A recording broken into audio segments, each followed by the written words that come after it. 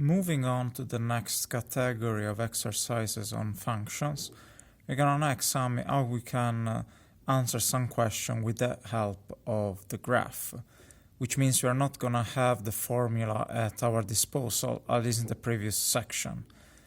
We can say in fact that the text says solve the following exercises with the given functions.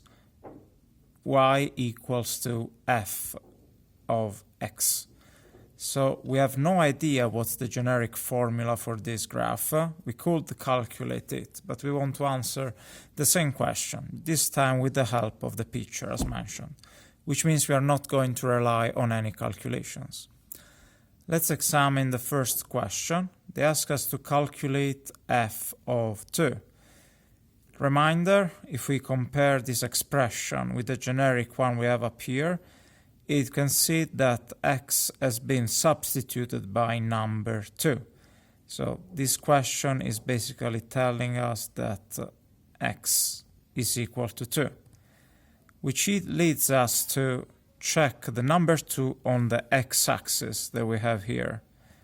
And we see that 2 is located here.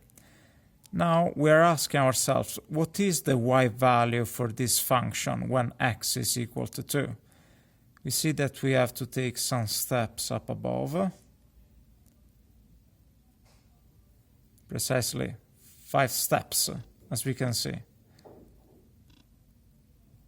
Which means that when x is equal to 2, then it corresponds to the y value of 5.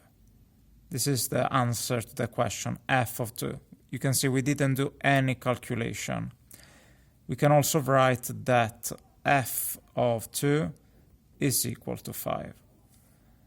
Both ways to write are equivalent. They both are okay as answer to the question. Let's move on to the next one. We have to solve the equation f of x equal to 2. This time we have no idea what x is, but we can compare again this writing with the generic one we have here. We see that y and f of x are the same thing. So this question means that y is equal to 2. As you can guess, we are asked to find out which x corresponds to this value for y. We start by looking at the number 2 on the y-axis that we have here.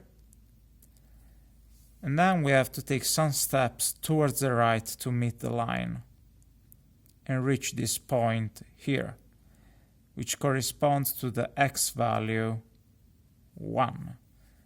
So the answer to this question is x equal 1. Which also tells us this line is crossing the point of coordinates 1, 2. An observation that we also did in the previous exercise. But anyway, this concludes the exercise number 3.